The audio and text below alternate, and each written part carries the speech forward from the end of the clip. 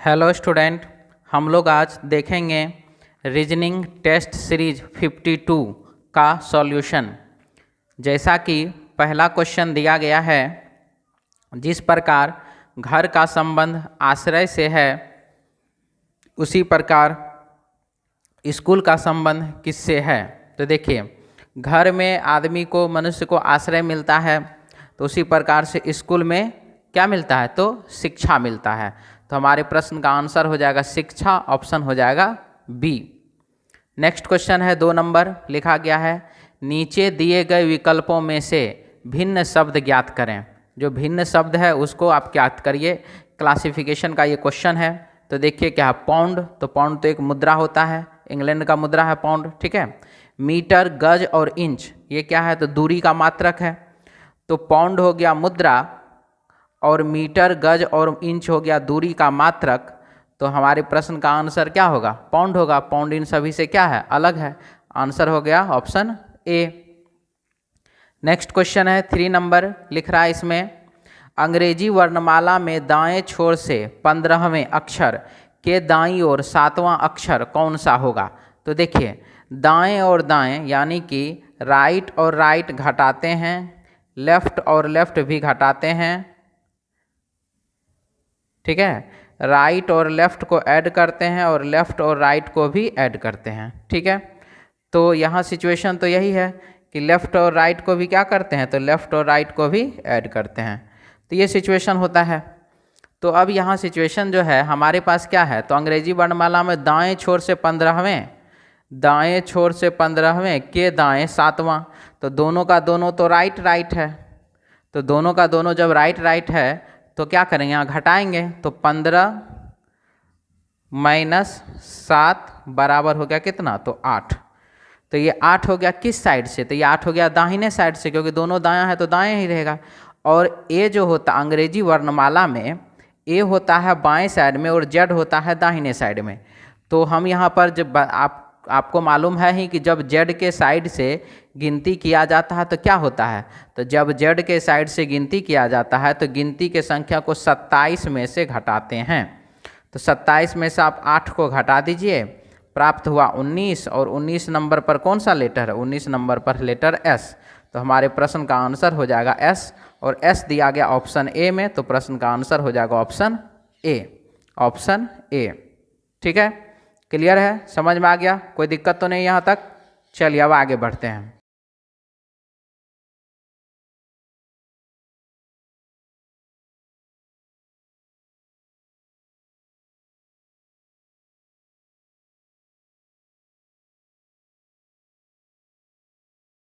Next question है question number 4, लिख रहा है इसमें यदि किसी सांकेतिक भाषा में R O S H A N रोशन को X T W K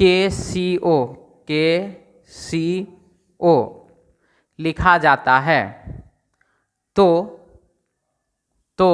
Mohan, मोहनी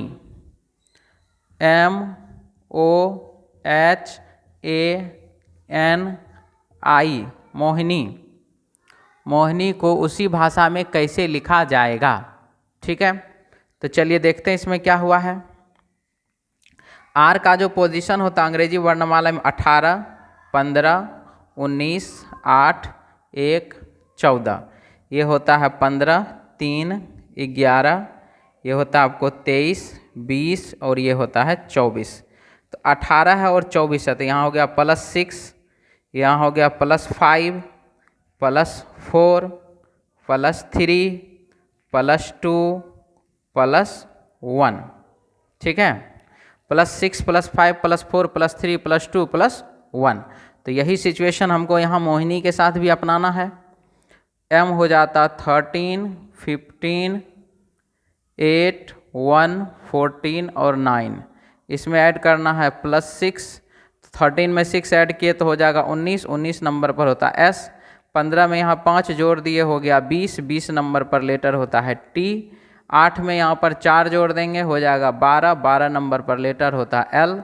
यहाँ पर हम जोड़ेंगे 3, 3 नंबर जोड़े तो हो गया 4, और 4 नंबर पर होता है डी। यहाँ पर जोड़े 2, 2 जोड़े तो हो गया 16, 16 नंबर पर पी, और यहाँ पर 1 जोड़े, 1 जोड़ने पर हुआ 10, और 10 नंबर पर लेटर होता है तो जे। तो हमारे प्रश्न के लिए यहाँ आंसर आ गया STL DPJ, और ये जो है आपको दिया गया है ऑप्शन 4 में, यानी कि ऑप्शन डी में। तो हमारे प्रश्न का आंसर हो जाएगा option D, option D. Next question है क्वेश्चन नंबर 5, लिख रहा है किसी सांकेतिक भाषा में 743 का अर्थ मैंगोज आर गुड, 657 का अर्थ इट गुड फूड, और 934 का अर्थ है मैंगोज आर रिप हो, तो इस भाषा में रिप के लिए कौन सा अंक प्रयोग किया गया है। तो मुझे यहाँ पर ढूंढना है RIPE, ठीक है, इसका कोड क्या होगा तो मुझे ये बताना है। तो चलिए इस टाइप का क्वेश्चन बनाने के लिए हम क्या करते हैं, तो सबसे पहले हमको देखना है कि ये किसी दूसरे जगह पर कॉमन मिल रहा है कि नहीं मिल रहा है। तो आप देख लीजिए, यहाँ से यहाँ होते हुए हम इधर गुजरे, लेकिन कहीं भी यहाँ सिर्फ लिखा हुआ, इसके अलावा कहीं भी दूसरे जगह लिखा हुआ नहीं है। तो इसका सीधा मतलब है कि हमारे प्रश्न का आंसर जो होगा वो होगा 9 हो सकता है, 3 हो सकता है, 4 हो सकता है। 9 हो सकता है, 3 हो सकता है, 4 हो सकता है। तो 5 कभी भी होगा और 7 कभी भी होगा क्या, नहीं। तो ये दोनों ऑप्शन तो ऐसे ही चला गया। अब 9, 3 और 4 में हमारे पास सिर्फ और सिर्फ 2 ऑप्शन है, 4 और 9। तो जब हमें कि RIPE किसी भी दूसरे जगह पर जब हमें यह नहीं मिला, तो उसका कोड भी किसी दूसरे जगह पर कॉमन नहीं मिलेगा। तो जब हम यहाँ देख रहे हैं 3 और 4, ये दोनों जो है यहाँ 3 और 4 से कॉमन मिल रहा है, तो 3 और 4 तो आंसर हो नहीं सकता है, तो 4 भी नहीं होगा, तो बचा क्या, 9। तो हमारे प्रश्न का आंसर हो जाएगा 9, ऑप्शन हो जाएगा सी, ऑप्शन सी। नेक्स्ट क्वेश्चन है क्वेश्चन नंबर 6, लिख रहा है किसी बिंदु से आरंभ करते हुए सचिन, किसी बिंदु P से आरंभ करते हुए सचिन, तो यह डायरेक्शन डिस्टेंस का क्वेश्चन है। नॉर्थ, ईस्ट, साउथ, वेस्ट, इधर हो गया दायां किनारा तो दाएं, और इधर हो गया बायां किनारा तो बाएं, ठीक है। इसमें क्या बोल रहा है देखिए, किसी बिंदु P से आरंभ करते हुए सचिन 20 मीटर दक्षिण की ओर चलता है। 20 मीटर ये गया किस दिशा में, तो दक्षिण दिशा में चलता है। वह फिर बाईं ओर मुड़ जाता है और 30 मीटर चलता है, यहाँ से बाएं मुड़ गया और 30 मीटर चला। इसके बाद वह पुनः बाईं ओर मुड़कर 20 मीटर चलता है, फिर बाएं मुड़ गया और 20 मीटर चला। फिर अपने बाईं ओर मुड़कर 40 मीटर की दूरी तय करके फिर वो यहाँ से अपने बाईं ओर मुड़ा, यहाँ गया 40 मीटर दूरी तय करके बिंदु Q पर पहुँच गया, ठीक है। जब बताएं कि बिंदु Q बिंदु P से किस दिशा में और कितनी दूरी पर है, यानी कि सीधा सीधा सवाल है कि प्रारंभिक स्थान से गंतव्य स्थान का दूरी और दिशा बताइए, ठीक है। P है प्रारंभिक स्थान, Q है गंतव्य स्थान। मतलब हम एक बार फिर से बतला दें, P है आपको स्टार्टिंग पॉइंट और Q है आपको एंड पॉइंट। तो हमको स्टार्टिंग पॉइंट से एंड पॉइंट की तरफ जाना है, किस दिशा में गए और कितना दूरी पे गए हमको ये बताना है, ठीक है। तो चलिए अपोजिट डायरेक्शन को क्या करते हैं, तो घटाते हैं। नॉर्थ और साउथ अपोजिट होता है, तो घटा दिए, 20 और 20 घटाए, कुछ नहीं प्राप्त हुआ। ईस्ट और वेस्ट अपोजिट होता है, हम ये भी घटा देंगे। तो ईस्ट में 30, वेस्ट में 40 घटाए तो यहाँ पर प्राप्त हो गया, वेस्ट में हमको प्राप्त हुआ कितना, 10 मीटर। यानी कि अभी जो है, यानी कि हमारा जो प्रश्न पूछा गया कि बताइए कि बिंदु Q बिंदु P से किस दिशा में और कितनी दूरी पर है, तो बाबू बिंदु Q जो है बिंदु P से 10 मीटर पश्चिम दिशा में है, 10 मीटर पश्चिम दिशा में है। हमारे प्रश्न का आंसर हो जाएगा 10 मीटर पश्चिम दिशा, और ये दिया गया है हमको ऑप्शन सी में। तो प्रश्न का आंसर हो जाएगा option C, option C. Next question है क्वेश्चन नंबर 7, लिख रहा है यदि A बेटा है Q का, A जो है वह पुत्र है Q का, A बेटा है Q का। इसके बाद बोला Q और Y बहन है, Q और Y कौन है? तो बहनें हैं, तो ये दोनों हो गए आपस में बहन, ठीक है। Q और Y बहनें हैं, बहन। अब इसके बाद बोला गया Q और Y बहनें हैं, Y की माँ Z है और Y की जो माँ है, Y की जो माँ है उसका नाम है Z, Y की माँ Z है। फिर है P बेटा है Z का और P जो है वह पुत्र है, बेटा है किसका? तो Z का। बहुत अच्छा। तो निम्नलिखित में से कौन सा कथन सही है? अब कौन सा कथन सही है हमको ये बताना है। तो ए का मामा P है, ए का जो मामा है तो माँ, जब ये दोनों आपस में बहन है तो ये माँ ही ना हुई, माँ। और माँ का माँ तो नानी है, नानी का बेटा कौन? तो मामा, तो P हो जाएगा मामा और ए हो जाएगा भांजा, ठीक है। तो प्रश्न में अब क्या है? ऑप्शन, ऑप्शन नंबर ए है, ए का मामा P है, तो ए का मामा P है, ये बात पूर्णतः क्या है? सही है। तो हमारे प्रश्न का आंसर हो जाएगा ऑप्शन ए, आंसर हो जाएगा ऑप्शन ए।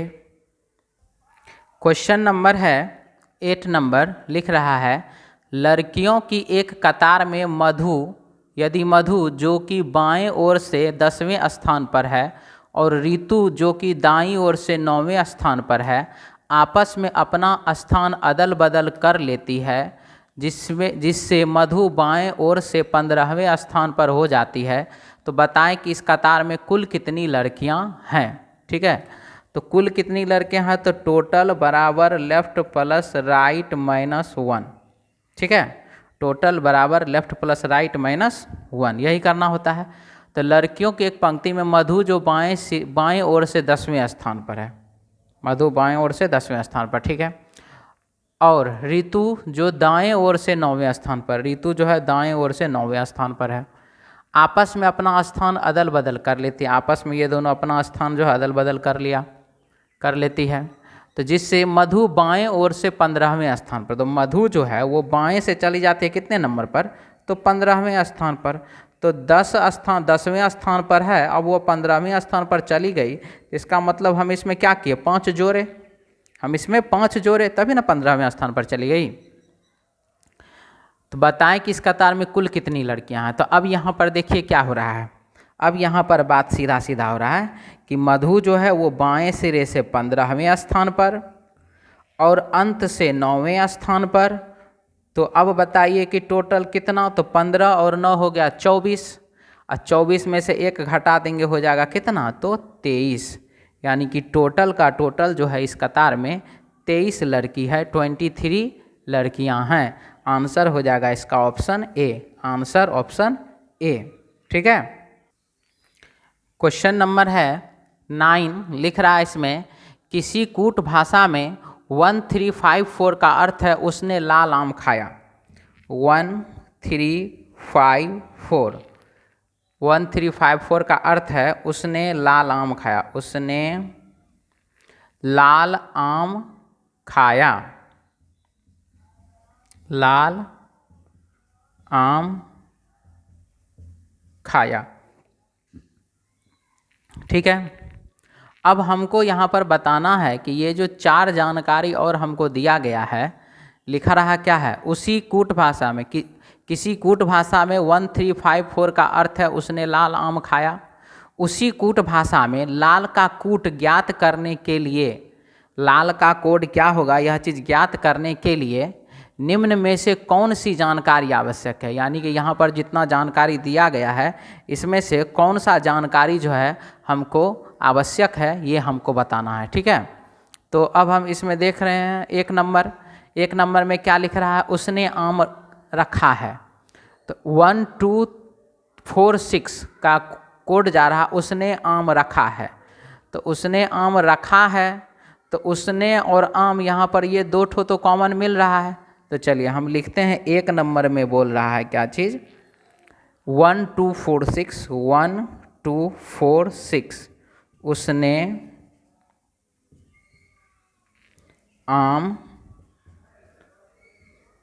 रखा है, उसने आम रखा है, ठीक है। तो इसमें हम देख रहे हैं 1 और 1 कॉमन मिल रहा है, 4 और 4 कॉमन मिल रहा है, तो उसने कॉमन मिला और आम कॉमन मिला। हमको चाहिए क्या था, लाल का कोड। लाल का कोड क्या प्राप्त हुआ, तो लाल का कोड हमको प्राप्त नहीं हुआ, ठीक है। लाल का कोड हमको प्राप्त नहीं हुआ। चलिए अब आगे पढ़ते हैं, आगे इसमें क्या जा रहा है उससे हमको कुछ हद तक पता चलेगा। तो अब हम इसमें जानकारी 2 नंबर देख रहे हैं, उसने सेब रखा था। तो हमको तो बाबू उसने का तो कोड पता चल ही गया। रखा जो है तो रखा तो यहाँ पर है नहीं, प्रश्न में तो रखा का कोई चर्चा है नहीं, तो हम रखा पर काम करें क्यों। और सेब हमारे प्रश्न में नहीं है, तो हम 2 नंबर जानकारी को इग्नोर करते हैं। अब हम यहाँ जानकारी नंबर 3 दे रहे हैं। इस जानकारी नंबर 3 में देखिए क्या है, लाल पीले आम। तो इसमें तो लाल है, तो कोड है इसका 436 लाल पीले आम, ठीक है। तो लाल पीले आम, तो यहाँ पर आम का अगर हम बात कर लें तो हमको तो 4 मिल रहा है, तो 4 4 4, तो ये तो हो जाएगा आपको 4 4 4 किसके लिए, तो आम आम आम, तीनों में 4 मिल गया, तो तीनों में आम मिल गया। अब बच रहा हमारे पास लाल और खाया, यहाँ लाल और पीला। तो हम इसमें देख रहे हैं कि 3 इधर भी है और 3 इधर भी है, लाल इधर भी है और लाल इधर भी है। तो हमें जो है प्रश्न में जो पूछा जा रहा है कि निम्न में से कौन सी जानकारी आवश्यक है, तो जानकारी नंबर 1 और 3 प्रश्न में जब हम ऐड करते हैं तो हमें प्रश्न का उत्तर प्राप्त हो जाता है। कौन कौन सा जानकारी, तो जानकारी 1 नंबर और 3 नंबर, ठीक है। तो जब जानकारी 1 और 3 से हमारा प्रश्न का उत्तर पता चल रहा है तो हम यहीं पर आंसर टिक आउट करेंगे। हमारे प्रश्न का आंसर हो जाएगा ऑप्शन सी, यानी कि जानकारी 1 और 3 से हमारे प्रश्न का उत्तर पता चल रहा है, ऑप्शन सी। क्लियर है। नेक्स्ट क्वेश्चन है, क्वेश्चन नंबर 10 लिख रहा है, एक बस पड़ाव में निम्नलिखित सूचना प्रसारित की जा रही थी। सूरत के लिए 15 मिनट पहले एक बस खुल चुकी है। तो 15 मिनट पहले, अभी जो समय है इस समय से 15 मिनट पहले एक बस खुल गई है, यानी कि जा चुकी है। नियमानुसार प्रत्येक 45 मिनट के बाद सूरत के लिए एक बस जाती है, ठीक है। तो 45 मिनट के अंतराल पर सूरत के लिए बस जाती है और 15 मिनट पहले बस जा चुकी है, यानी कि अब जो है नेक्स्ट बस जो है वो 30 मिनट के बाद जाएगी। अगला बस जो है वो कितना मिनट, 30 मिनट के बाद, ठीक है, 30 मिनट के बाद जाएगी अब अगला बस। अब सिचुएशन क्या है हमारे पास, अब है हमारे पास यहाँ जानकारी कि अगली बस का निर्धारित समय 8:30 AM है, यानी कि अगला जो बस है उसका जो जाने का समय है वो 8:30 सुबह में है और 30 मिनट के बाद बस जाने वाला है। तो हम 8:30 में से 30 मिनट घटा देंगे, बच जाएगा कितना, तो 8 बच जाएगा 8, यानी कि सुबह का 8 बज जाएगा, ठीक है।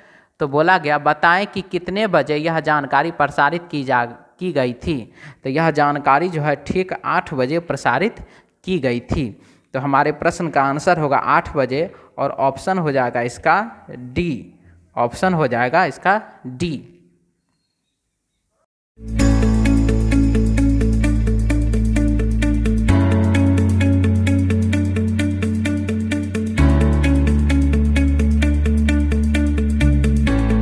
नेक्स्ट क्वेश्चन है, क्वेश्चन नंबर 11 से 14 है, दिया गया है इसमें निम्नलिखित जानकारी ध्यानपूर्वक पढ़िए और नीचे दिए गए प्रश्नों के उत्तर दीजिए।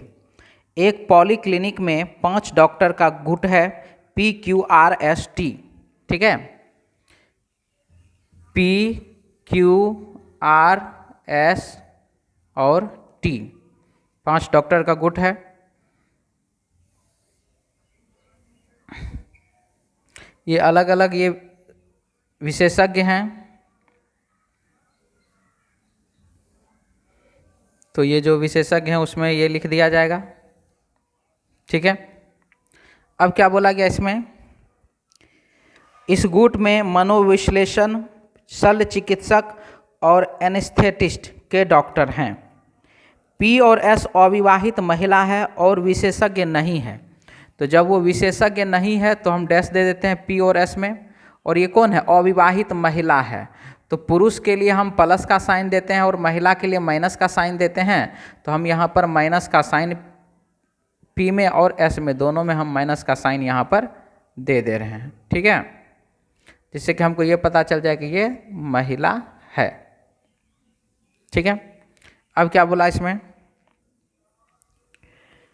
कोई महिला मनोविश्लेषण या शल्य चिकित्सक नहीं है। अब और भी अगर कोई महिला है तो उसमें से यही कहा गया कि जो भी महिला होगी तो वह जो है ना तो वो मनोविश्लेषण है और ना ही वो शल्य चिकित्सक है। ठीक है, इस गुट में एक विवाहित जोड़ा भी है जिसमें टी पति है। एक विवाहित जोड़ा है और उसमें टी जो है कौन है? पति है। तो टी पति है तो पुरुष है, तो हम प्लस का साइन दे रहे हैं यहाँ पर स्टार, क्योंकि नाम तो अभी मालूम है नहीं कि इसकी पत्नी कौन होगी। ठीक है, इसके बाद इसमें कहा गया है कि क्यू आर का भाई है। क्यू किसका भाई है? तो क्यू जो है वह आर का भाई है। ठीक है, तो क्यू भाई है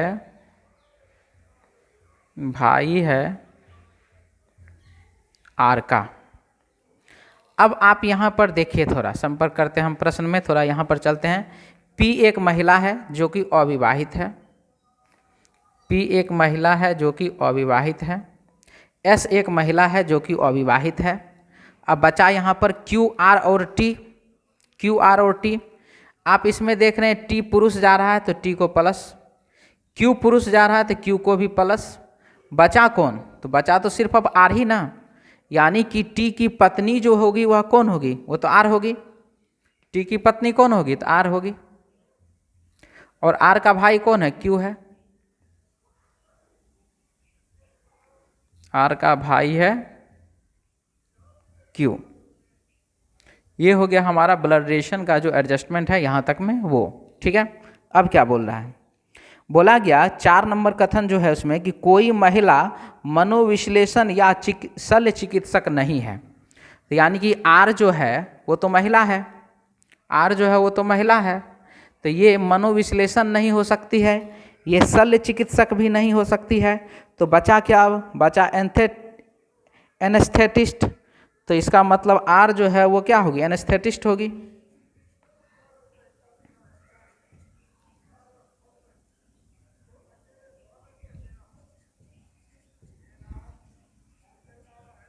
एनेस्थेटिस्ट होगी। ठीक है, आर हो गई एनेस्थेटिस्ट। अब क्या है इसमें देखिए, क्यू आर का भाई है, क्यू आर का भाई है जो ना तो शल्य चिकित्सक है ना एनेस्थेटिस्ट है। यानी कि क्यू जो है ना तो शल्य चिकित्सक है और एनेस्थेटिस्ट तो आर है, तो वो तो होना ही नहीं है। यानी कि क्यू जो है वह शल्य चिकित्सक नहीं है।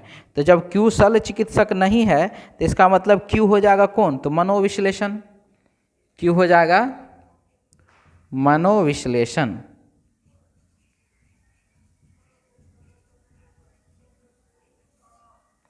ठीक है, और बचा अब टी। तो टी क्या होगा? तो टी हो जाएगा शल्य चिकित्सक। टी हो जाएगा शल्य चिकित्सक।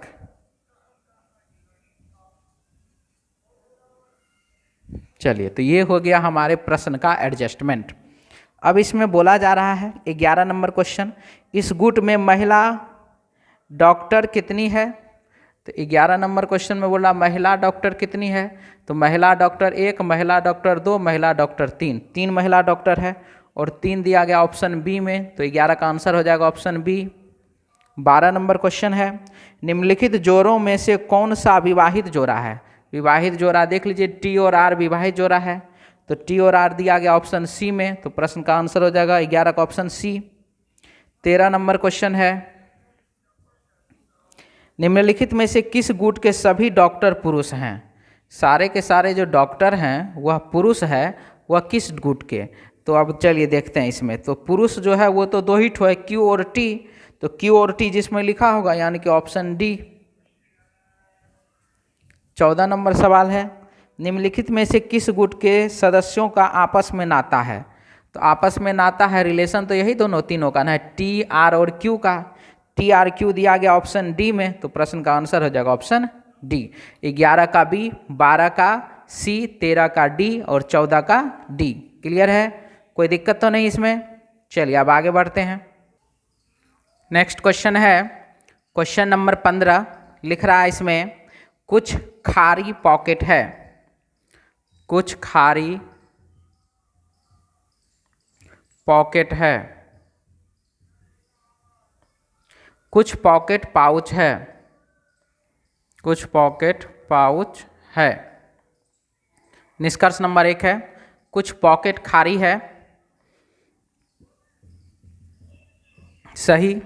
दूसरा निष्कर्ष है, सभी पॉकेट पाउच है। सभी पॉकेट क्या पाउच के अंदर है क्या? नहीं है, गलत। कुछ, तीसरा है, कुछ पाउच पॉकेट है, कुछ पाउच जो है वो पॉकेट है, तो ये क्या? सही। तो पहला निष्कर्ष सही, दूसरा गलत, तीसरा सही। आंसर इसका हो जाएगा 1 नंबर और 3 नंबर सही है, ऑप्शन हो जाएगा सी। ठीक है, अब यही क्वेश्चन हम लोगों को 150 वाले रूल से देखना है। तो कुछ का केस है तो 50 50, कुछ का केस है 50 और 50, कुछ का केस है यहाँ भी 50 यहाँ भी 50, सभी का केस है 100 50, कुछ का केस है 50 और यहाँ पर भी 50। ठीक है, अब इसमें क्या करना मुझे? तो अब इसमें जो दिया गया है कि पहला निष्कर्ष है, कुछ पॉकेट खारी है, कुछ पॉकेट खारी है, तो पॉकेट खारी है, यहाँ पर देख लीजिए, पॉकेट 50, खारी 50, पॉजिटिव पॉजिटिव, सही। दूसरा है, सभी पॉकेट पाउच है, पॉकेट और पाउच, पॉकेट यहाँ पर, पाउच यहाँ पर, पॉकेट कितना? 50 और यहाँ पर पॉकेट कितना? तो 100।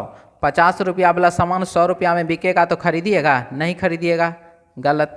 तीसरा, पाउच और पॉकेट, पाउच यहाँ पर, पॉकेट यहाँ पर, पॉकेट 50, पाउच भी 50, पॉजिटिव पॉजिटिव, सही। तो पहला और तीसरा निष्कर्ष हुआ सही और दूसरा हुआ निष्कर्ष गलत। आंसर इसका हो जाएगा option C, option C. Next question है क्वेश्चन नंबर 16। लिख रहा है इसमें, सभी वैज्ञानिक मूर्ख है, सभी वैज्ञानिक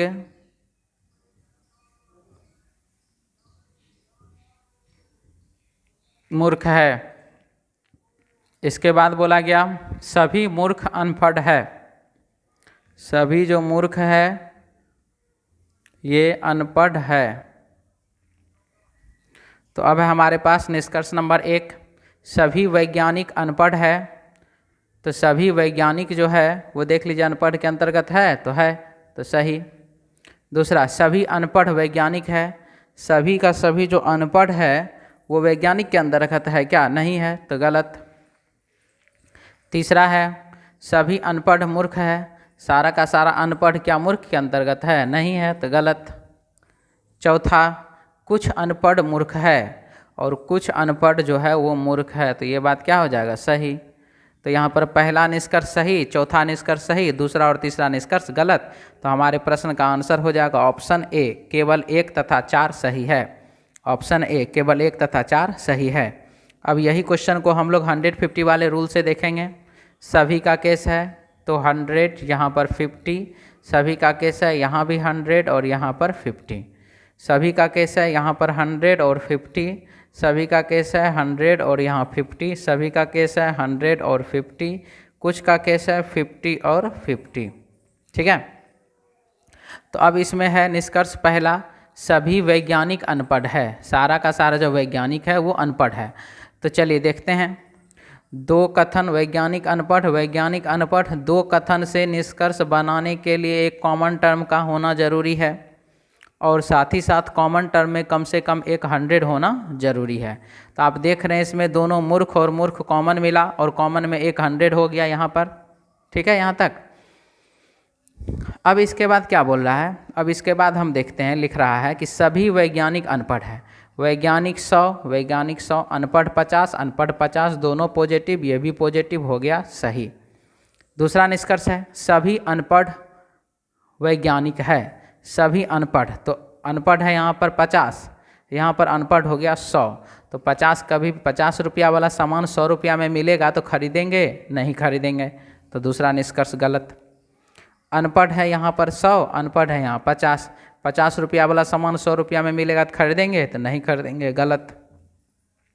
अनपढ़ 50, अनपढ़ 50, मूर्ख 50, मूर्ख 50, मूर्ख 100, मूर्ख 100। तो 100 रुपया वाला सामान यदि आपको 50 रुपया में मिलेगा तो खरीदेंगे कि नहीं? खरीदेंगे ही खरीदेंगे। तो ये तो ठीक है, ये भी पॉजिटिव, ये भी पॉजिटिव, तो यानी कि चौथा निष्कर्ष सही। तो पहला निष्कर्ष और चौथा निष्कर्ष सही, दूसरा निष्कर्ष और तीसरा निष्कर्ष गलत। तो हमारे प्रश्न का आंसर हो जाएगा ऑप्शन ए, केवल 1 तथा 4 सही है, ऑप्शन ए। नेक्स्ट क्वेश्चन है क्वेश्चन नंबर 17। लिख रहा है इसमें सभी किताब पेंसिल है। सभी किताब पेंसिल है।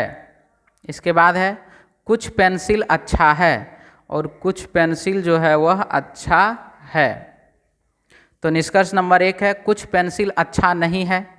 तो कुछ पेंसिल अच्छा नहीं है, तो इधर तो अभी तो हम इधर वाला कह सकते हैं कि ये वाला पेंसिल अच्छा नहीं है, लेकिन यदि हम यही डायग्राम अगर हम इस अच्छा को अगर इसके अंदर हम पुट कर दें, ठीक है, सभी किताब पेंसिल है, कुछ पेंसिल अच्छा है, कुछ पेंसिल अच्छा है, तो एक डायग्राम से सही और एक डायग्राम से गलत। तो जब एक डायग्राम से सही और एक डायग्राम से गलत होता तो वह निष्कर्ष फाइनल रिजल्ट के रूप में गलत होता है, इसीलिए पहला निष्कर्ष हो गया गलत। दूसरा है कोई पेंसिल अच्छा नहीं है।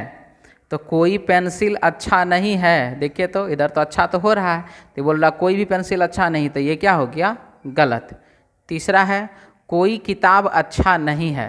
तो अभी तो तत्काल तो किताब अच्छा नहीं है, सही हो रहा है, लेकिन अगर हम इसी अच्छा को अगर यहाँ से अटैच कर देते तब क्या हो जाता? तो एक डायग्राम से सही और एक डायग्राम से गलत, तो निष्कर्ष हो जाता गलत।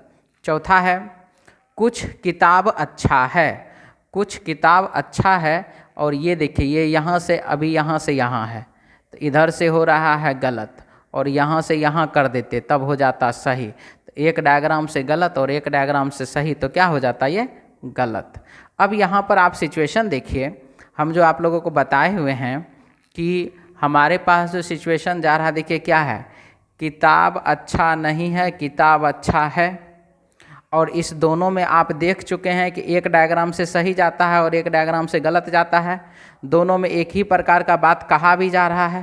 तो इसीलिए 3 नंबर और 4 नंबर मिल करके बना देगा आइदर का केस, यानी कि या तो पहला सही है या तो दूसरा सही है, और हमारे प्रश्न का आंसर हो जाएगा ऑप्शन डी, ऑप्शन डी। ठीक है, अब यही क्वेश्चन हम लोग 150 वाले रूल से देखेंगे।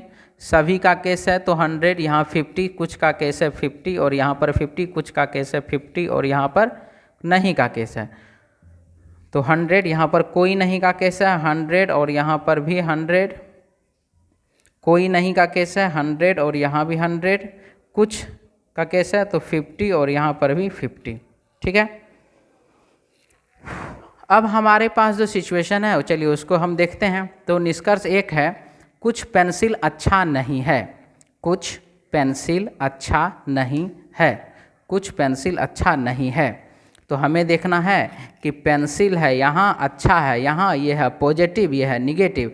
पॉजिटिव स्टेटमेंट से निगेटिव कंक्लूजन नहीं बनता है, इसीलिए पहला निष्कर्ष हो गया गलत। ठीक है, दूसरा है कोई पेंसिल अच्छा नहीं है।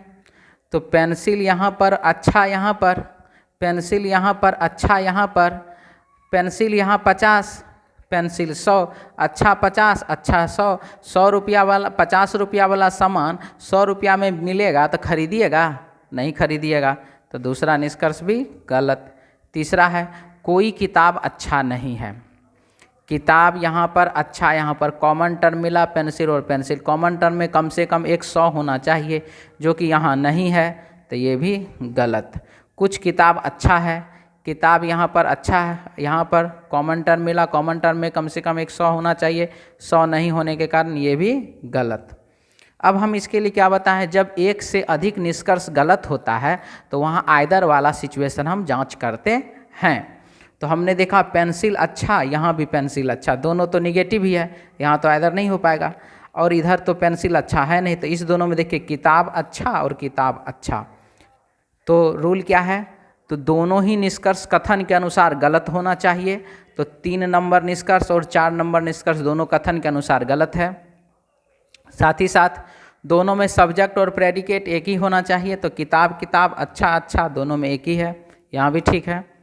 तीसरा रूल, एक निष्कर्ष पॉजिटिव और एक निष्कर्ष निगेटिव होना चाहिए, तो एक निष्कर्ष है पॉजिटिव और एक निष्कर्ष है निगेटिव, तो ये तीनों रूल मिल गया, तो यानी कि ये हो गया आइदर का केस, यानी कि 17 नंबर क्वेश्चन का आंसर हो जाएगा तीसरा या चौथा सही है, ऑप्शन डी, तीसरा या चौथा सही, ऑप्शन डी।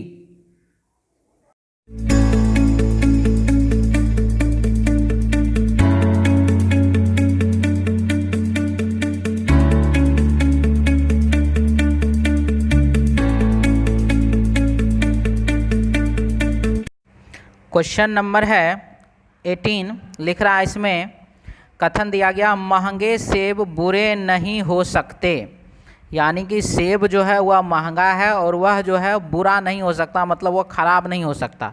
जो सेब महंगा है वो ख़राब नहीं हो सकता है, वो ये यहाँ पर कह रहा है।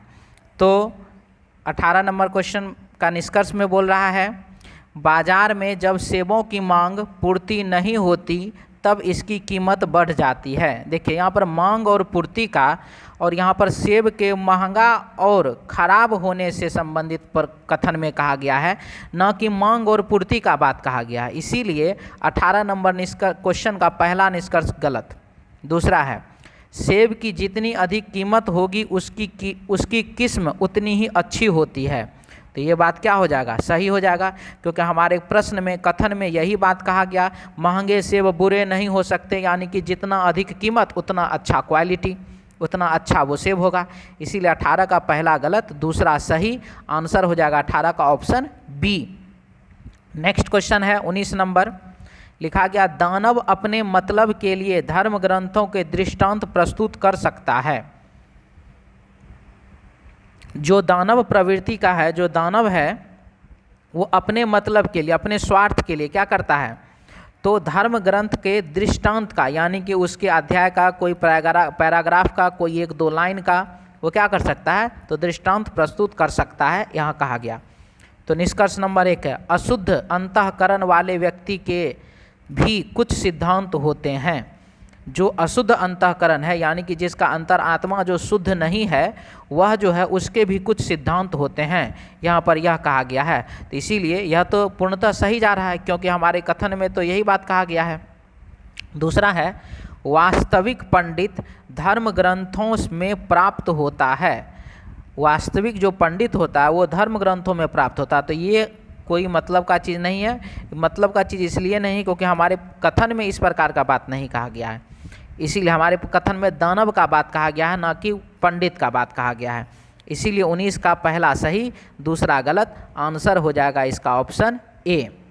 20 नंबर क्वेश्चन है, मुंबई के उपनगरीय वासियों को अपने कार्यालय सही समय पर पहुंचने के लिए रेलगाड़ी अत्यंत उपयोगी परिवहन का साधन है।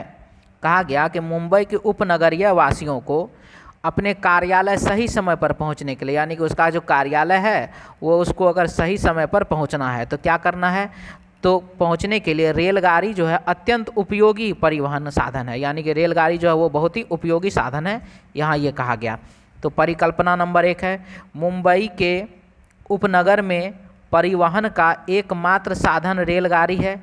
यहाँ ऐसा तो नहीं कहा गया कि एकमात्र साधन रेलगाड़ी ही है, हमारे प्रश्न में कहा गया कि बहुत उपयोगी होगा रेलगाड़ी, लेकिन ऐसा तो नहीं कहा कि एकमात्र सिर्फ रेलगाड़ी से ही आप सफ़र कर सकते हैं, ऐसा तो नहीं है। तो पहला परिकल्पना हुआ गलत। दूसरा है, केवल ट्रेन ही समय से चलती है, और यहाँ पर ट्रेन समय से चलता है कि नहीं चलता है ये बाबू समय सारणी हमारे कथन से पता नहीं चल रहा है, इसीलिए पहला परिकल्पना गलत, दूसरा भी परिकल्पना गलत, आंसर हो जाएगा 20 का ऑप्शन सी। ऑप्शन सी नहीं, ऑप्शन डी, ऑप्शन डी। ठीक है, 20 का ऑप्शन डी। नेक्स्ट क्वेश्चन है 21 नंबर, लिख रहा है इसमें केवल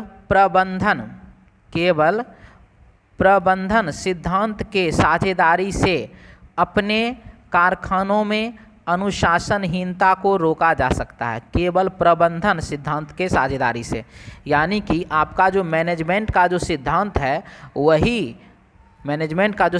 वही क्या कर सकता है, कारखाना में अनुशासनहीनता को रोक सकता है। यानी कि आपके कारखाने में यदि अनुशासन नहीं है तो आप उसको मैनेजमेंट के सिद्धांत से क्या कर सकते हैं, तो ठीक कर सकते हैं। तथा मजदूर के जिंदगी को सुरक्षित किया जा सकता है, और मजदूर का जो जिंदगी है उसको भी आप क्या कर सकते हैं, मैनेजमेंट से आप सुरक्षित कर सकते हैं, वो व्यवस्था लगा करके आप सुरक्षित कर सकते हैं। तो परिकल्पना नंबर 1 है कारखाने में जिंदगी अपेक्षाकृत अच्छी है। जब अच्छा रहता तो जिंदगी सुरक्षित कहने का और अनुशासनहीनता का बात तो वो करता ही नहीं, इसीलिए परिकल्पना 1 हो गया गलत। दूसरा परिकल्पना है अनुशासनहीनता के चलते जिंदगी खराब हो जाती है। तो हाँ, यहाँ पर तो वही बात है कि अनुशासनहीनता है और मजदूरों का जो है ज़िंदगी क्या करना, सुरक्षित करना है। तो अगर अनुशासनहीनता के कारण जब ज़िंदगी खराब होता होगा तभी तो वह उसको ठीक करने का बात कह रहा है। पहला परिकल्पना हो गया गलत, दूसरा परिकल्पना हो जाएगा सही। 21 नंबर का क्वेश्चन का आंसर हो जाएगा ऑप्शन बी। 22 नंबर क्वेश्चन है कई फिल्में दूसरे क्षेत्रीय भाषा में होने के कारण तेज़ी से समाप्त हो चुकी है। कई फिल्में, बहुत सारी ऐसी फिल्में हैं जो क्षेत्रीय भाषा में, लोकल भाषा में जो है बनने के कारण क्या होता है, तेज़ी से समाप्त हो चुका है, यानी कि अब उस भाषा पर फिल्म नहीं बन रहा है। तो ऐसा बात है, कहा गया यहाँ पर। तो अब है कार्यवाही नंबर 1 है सरकार को चाहिए कि क्षेत्रीय निर्माताओं को वित्तीय सहायता तथा संरक्षण दे। जी हाँ, यदि सरकार क्षेत्रीय निर्माताओं को, फिल्म निर्माताओं को यदि कुछ वित्तीय सहायता दे देगा, संरक्षण दे देगा, तो उससे क्या होगा, उससे उसका मनोबल बढ़ेगा। जैसे कि एक अंगिका भाषा में एक फिल्म आया था खगड़िया वाली भौजी, ठीक है, तो वह अंगिका भाषा का वो पहला फिल्म था और अंतिम फिल्म। उसके बाद खगड़िया वाली भौजी के बाद कोई फिल्म नहीं बना, ठीक है। उसमें जबकि अच्छे अच्छे एक्टर एक्ट्रेस थे, लेकिन वहाँ सिचुएशन क्या है, तो क्षेत्रीय भाषा का फिल्म था, वह बहुत ही कम थिएटर में लगा, उसको मुनाफा हुआ या नुकसान हुआ, वो सिचुएशन ऐसा रहा कि वह फिर आगे निर्माता जो है आगे फिल्म, दूसरे फिल्म बनाने के बारे में सोच नहीं पाए। तो यहाँ सिचुएशन यही है, इसीलिए ये जो है कहा गया कि अगर वहाँ पर सरकार क्षेत्रीय निर्माताओं को कुछ सहायता कर दे, संरक्षण दे दे, तो ये क्या होगा, उसके मनोबल को बढ़ेगा, और मनोबल बढ़ेगा तो सिंपल सी बात है वो आगे बढ़ेगा। इसीलिए कार्यवाही 1 हो गया पूर्णतः सही। दूसरा है अपने मातृभाषा को नकारे जाने पर लोगों की आलोचना होनी चाहिए। देखिए, ये मातृभाषा को नकारने पर आलोचना होने का नहीं होने का ये तो कोई मतलब का चीज़ नहीं है कि आप कोई कौन सा भाषा बोलना चाहता, आप भारत में हैं और आप स्वतंत्र भारत में हैं, आपको जो है बोलने का अधिकार है। अब बोलें भी तो हम किसी दूसरे के मर्जी से, ये कोई उचित बात नहीं है। इसीलिए यहाँ पर यह जो कहा गया कि मातृभाषा को जो नकारेगा उसका हम आलोचना करेंगे, तो यह पूर्णतः गलत है। तो कार्यवाही 1 हुआ सही, कार्यवाही 2 हुआ गलत। 22 नंबर क्वेश्चन का आंसर हो जाएगा ऑप्शन ए। 23 नंबर क्वेश्चन है रेलवे के कर्मचारी पुनः हड़ताल पर चले गए हैं। रेलवे के जो कर्मचारी हैं वो फिर से हड़ताल पर चले गए हैं। तो कार्यवाही नंबर 1 कर्मचारियों को शंट कर देना चाहिए। शंट कर देने का मतलब क्या होता है? अब शंट कर देने का मतलब सबसे पहले आपको समझना पड़ेगा। तो शंट करने का मतलब होता अलग कर देना, तितर बितर कर देना, यानी कि कुछ कर्मचारी को इधर भेज दीजिए, कुछ कर्मचारी को उधर भेज दीजिए, वो एक जगह रहेंगे तभी वो गप करेंगे, तभी वो मुद्दा बनाएंगे, तभी वो मुद्दा उठाएंगे भी। लेकिन यदि आप सभी कर्मचारी को अलग अलग कर दीजिएगा तो वो ना मिलेंगे, और ना मिलेंगे तो ना ही वो मुद्दा उठाएंगे, ना मुद्दा बनेगा और ना ही मुद्दा उठाएंगे। तो यहाँ पर यही चीज़ है कि कर्मचारियों को शंट कर देना चाहिए, यानी कि अलग अलग कर देना चाहिए, तितर बितर कर देना चाहिए, ठीक है। तो यह जो है अब यहाँ पर बात हो रहा है कि कर्मचारियों को शंट कर देना चाहिए, तो क्या ये उचित कार्रवाई है? तो एकदम ये उचित कार्रवाई नहीं है। क्योंकि आप भारत में हैं और आपको अपना मुद्दा रखने का, आपको अपना बात कहने का इसका मौका मिलना ही चाहिए। तो इस प्रकार का जो बात कहा गया है, आप धरना प्रदर्शन करने का यहाँ पर अधिकारी होता है कि आप उसको अधिकार आपको है, धरना प्रदर्शन कर सकते हैं आप। वहाँ उपद्रव नहीं मचना चाहिए, उपद्रव के खिलाफ होता है प्रशासन। आप धरना प्रदर्शन कर सकते हैं, आप जिंदाबाद मुर्दाबाद कर सकते हैं, लेकिन उपद्रव मचाइएगा तब तो प्रशासन आपको दिक्कत करेगा ही करेगा। इसीलिए कार्रवाई एक है, कर्मचारियों को संट कर देना चाहिए, यह पूर्णतः गलत कार्रवाई है, ये गलत कार्रवाई है। ठीक है। 23 नंबर क्वेश्चन है, सरकार को एक अध्यादेश जारी करके हड़ताल को गैरकानूनी घोषित कर देना चाहिए। सरकार अगर मुद्दा को आप दबा दीजिएगा तो वह लोगों के बीच गुबार बन जाएगा, और गुबार बनने के बाद विस्फोट होता है, विद्रोह होता है। ठीक है। तो इसीलिए इस प्रकार का जो बात कहा गया कि हड़ताल को गैरकानूनी घोषित कर देना चाहिए, यह भी पूर्णतः गलत कहा गया। तो 23 नंबर क्वेश्चन का पहला गलत, दूसरा गलत, आंसर हो जाएगा 23 का ऑप्शन डी, ऑप्शन डी। ठीक है। नेक्स्ट क्वेश्चन है 24 नंबर क्वेश्चन है, लिखा गया है हाल के टूर्नामेंट में भारतीय खिलाड़ी कोई भी पदक पाने में असफल रहे। भारत के जो खिलाड़ी हैं वो कोई भी पदक पाने में असफल रहा, यानी कि उसको कोई भी पदक नहीं मिला, कुछ भी मेडल उसको नहीं मिला है। ठीक है। तो कार्यवाही नंबर 1, भारत को ऐसे टूर्नामेंट में भाग नहीं लेना चाहिए। भाग नहीं लेना चाहिए, ये कौन मतलब हुआ? आप हार जा रहे हैं तो आप भाग नहीं लीजिएगा। आप अगर अच्छा प्रदर्शन नहीं कर रहे हैं, आपको पदक नहीं मिल रहा, तो आप खेलिएगा ही नहीं, ये गलत है। आप अच्छा प्रदर्शन नहीं कर रहे तो आप अपने प्रदर्शन को अच्छा कीजिए। आप अगर हारे हैं इस बार तो अगले बार जीतने का कोशिश कीजिए। हम खेल ही छोड़ दें, हम हार गए इसीलिए हम खेलना ही छोड़ देंगे, तो यह क्या है? पूर्णतः गलत है। तो कार्रवाई 1 हो गया गलत। दूसरा कार्रवाई है भारतीय खिलाड़ियों को इस असफलता के लिए दंडित किया जाना चाहिए, और भारत के जो खिलाड़ी हैं उसको इस असफलता के लिए दंडित किया जाना चाहिए। असफलता और सफलता तो ये लगे रहता है, आप कभी सफल होते हैं कभी असफल होते हैं। अब असफलता के लिए आप दंडित कीजिएगा तो यह भी क्या है? गलत कार्रवाई है। तो 24 नंबर क्वेश्चन का पहला कार्रवाई गलत, दूसरा कार्रवाई गलत, आंसर हो जाएगा इसका ऑप्शन डी। नेक्स्ट क्वेश्चन है 25 नंबर से लेके 26 नंबर। इसमें जो दिया गया है कि निम्नांकित बयानों को सावधानी पूर्वक पढ़िए और नीचे दिए गए प्रश्नों का उत्तर दें। एक प्रतिष्ठित शोध संस्थान में एक शोध पदाधिकारी के चयन के लिए निम्नलिखित शर्तें अनिवार्य है। अब शर्त क्या है? तो आवेदक निश्चित रूप से कम 60% अंकों के साथ स्नातकोत्तर हो। बी है उसके पास पीएचडी की डिग्री हो, उसे कम से कम 3 वर्षों तक शोध करने का अनुभव हो। डी है उसे हिंदी और अंग्रेजी बोलने में पूरी दक्षता हो, उसका कम से कम 5 शोध पत्र छपे हो। 1/7/1993 को उसकी आयु यानी कि उसी की आयु, ठीक है, उसकी आयु 25 वर्ष से कम नहीं और 35 वर्ष से अधिक नहीं होना चाहिए। ठीक है। उसके पास सांख्यिकी अनुप्रयोग का डिप्लोमा है। अब यहाँ पर बोला आप ऐसा कोई अनुमान न लगाएं जो कि प्रश्न में नहीं दिया गया है, अब प्रश्न का उत्तर दें। तो यहाँ पर पहला विकल्प है यदि आवेदक का नियुक्ति नहीं किया जाए, यदि आंकड़ा अधूरा हो, यदि आवेदक की नियुक्ति कर ली जाए, यदि आवेदक की सिफारिश संयुक्त निदेशक के पास की जाए। ठीक है। तो अब हमारे पास जो यहाँ सिचुएशन है 25 नंबर क्वेश्चन, इसमें बोला जा रहा है कि 28 वर्षीय सुधीर ने, 28 वर्षीय सुधीर ने यानी कि ये एफ जो है वो पास कर गया, ये ने पीएचडी प्राप्त किया है। पीएचडी प्राप्त किया है यानी कि इसने बी भी पास कर लिया। 70% अंकों के साथ स्नातकोत्तर किया, 70% अंक के साथ स्नातकोत्तर इसने ए भी पास कर लिया। उसके पास 2 वर्षों का अनुभव और हमारे प्रश्न में अनुभव का बात कहीं किया है, तो अनुभव का बात जो है कह रहा है कि कम से कम 3 वर्षों तक शोध करने का अनुभव हो, और हमारे प्रश्न में बोल रहा है कि उसके पास 2 वर्षों का अनुभव और सांख्यिकी अनुप्रयोग डिप्लोमा है। तो यहाँ तो 2 ही वर्ष का अनुभव है। हमारे प्रश्न में आप देख लीजिए 3 नंबर जो है ए बी सी में जो उसमें लिख रहा है कि कम से कम 3 वर्षों का अनुभव होना चाहिए और इसको 2 वर्ष का अनुभव है, यानी कि यहीं से आंसर क्लियर हो रहा है कि आवेदक का नियुक्ति नहीं किया जाएगा। 25 नंबर क्वेश्चन का आंसर हो जाएगा ऑप्शन ए।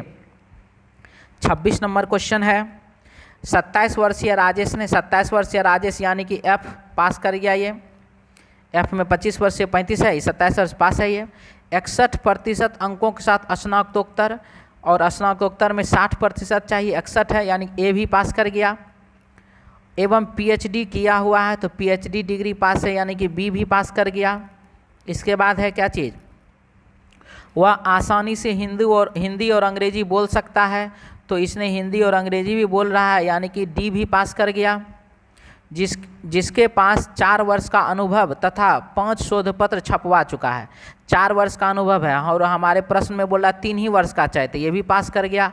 और 5 शोध पत्र छपवा रहा है, यानी कि ई भी इसने पास कर लिया। तो अभी तक जो है A B C D E F ये पास कर चुका, अब जी बच रहा है। उसने सांख्यिकी अनुप्रयोग में डिप्लोमा किया है और सांख्यिकी अनुप्रयोग में डिप्लोमा यानी कि इसने जी भी पास कर लिया। तो जितना भी रिक्वायरमेंट था A B C D E F G सभी को जो है राजेश ने पास कर लिया है, यानी कि राजेश को यह नौकरी मिल जाएगा। तो इसका आंसर हो जाएगा ऑप्शन सी। 26 का ऑप्शन हो जाएगा सी, आवेदक की नियुक्ति कर ली जाए। आंसर हो जाएगा ऑप्शन सी। 26 का आंसर हो जाएगा ऑप्शन सी।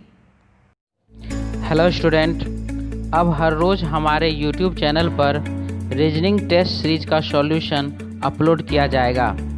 आप सभी हमारे चैनल को ज़्यादा से ज़्यादा शेयर कीजिए, लाइक कीजिए, सब्सक्राइब कीजिए, साथ ही साथ बेल आइकन भी ज़रूर दबाइए। Thank you.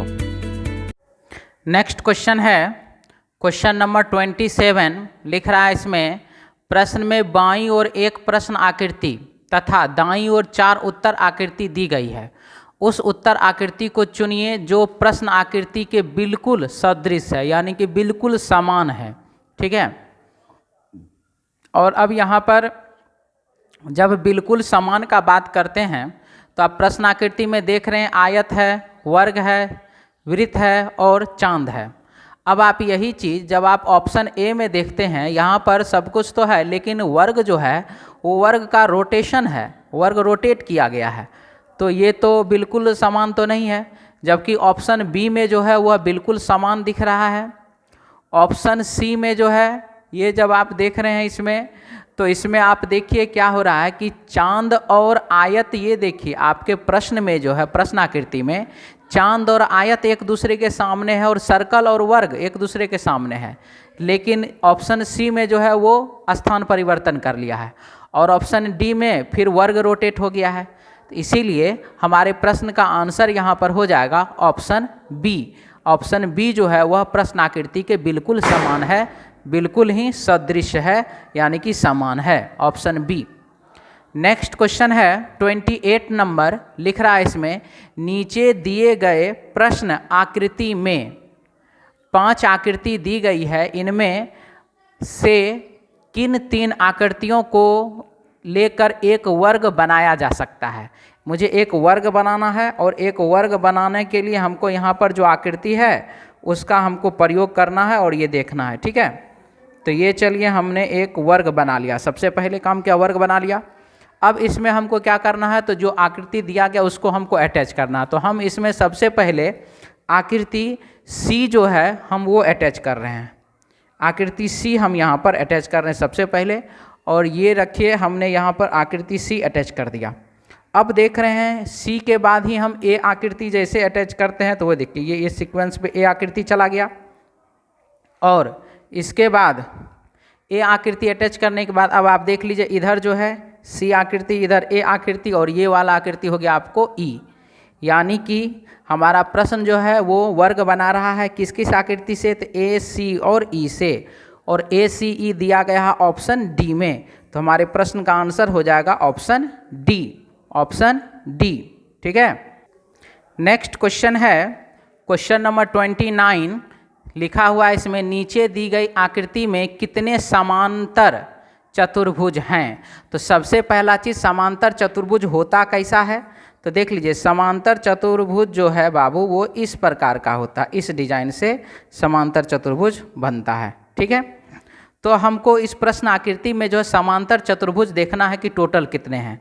तो चलिए हम इसमें समांतर चतुर्भुज बनाएं। सबसे पहला तो ये आप देखिए, हमने यहाँ से एक लाइन खींचा, एक समांतर चतुर्भुज यहाँ बना, और दूसरा समांतर चतुर्भुज आप देख लीजिए यहाँ बन रहा है। थोड़ा सा लाइन छोटा हो गया, हम इसको बना दें फिर से। ये लीजिए दूसरा समांतर चतुर्भुज यहाँ बन गया। ठीक है, अब हम यहीं से जो है इस लाइन को मिटा रहे हैं आपको समझाने के लिए। चलिए हम ऐसे ये दे रहे हैं। ठीक है, तो ये देखिए यहाँ से हम आपको डॉट डॉट डॉट लाइन बना करके दिखला दें। एक समांतर चतुर्भुज यहाँ से देखिए ये बन गया, तो दो ठो पहले था, एक ये हो गया और एक यहाँ से यहाँ देखिए ये वाला एक ऐसे करके, तो ये दो हो गया। तो दो इधर साइड से दो इधर साइड से, टोटल कितना, तो 4 समांतर चतुर्भुज। ठीक है, तो यहाँ तक में 4 समांतर चतुर्भुज हुआ। इसके बाद अब देखिए, इसके बाद जो है जैसे ही हम ये वाला डॉट डॉट लाइन,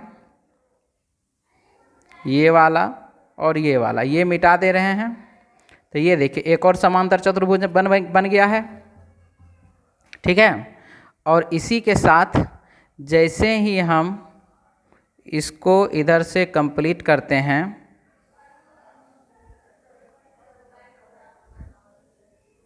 और देख लीजिए एक समांतर चतुर्भुज यहाँ बन गया, यानी कि कुल मिलाकर के कितना, तो टोटल हो गया इसमें 6 समांतर चतुर्भुज। टोटल कितना है, तो टोटल 6 समांतर चतुर्भुज है। तो हमारे प्रश्न का आंसर हो जाएगा 6, ऑप्शन हो जाएगा इसका डी, ऑप्शन डी। ठीक है, क्वेश्चन नंबर 30 है, लिख रहा है नीचे दिए गए आकृतियों को युक्ति युक्त क्रम में व्यवस्थित करके सही उत्तर को चुनिए। तो यहाँ पर जो दिया गया है एक बोतल का डिजाइन है, और बोतल के डिजाइन के अंदर कुछ द्रव है या कुछ है उसके अंदर। तो आप देखिए सबसे पहला खाली वाला बोतल आ जाएगा, उसके बाद उसके 2 नंबर में देखिए, उसके बाद हो जाएगा आकृति बी जिसमें कि हल्का सा अंदर कुछ वस्तु है या द्रव है। उसके बाद हो जाएगा आकृति सी, यानी कि आधा से ज़्यादा ये भर चुका है, और उसके बाद हो जाएगा आकृति ए, यानी कि ये पूरा का पूरा बोतल जो है वह पदार्थ से भर चुका है। तो हमारे प्रश्न का आंसर हो जाएगा इसका डी, सबसे पहले डी, उसके बाद बी, फिर सी, फिर ए, डी बी सी ए, और ये डी बी सी ए दिया गया ऑप्शन सी में। तो हमारे प्रश्न का आंसर हो जाएगा ऑप्शन सी, ऑप्शन सी। ठीक है, कंप्लीट है, कोई दिक्कत नहीं इसमें। चलिए आगे बढ़ते हैं।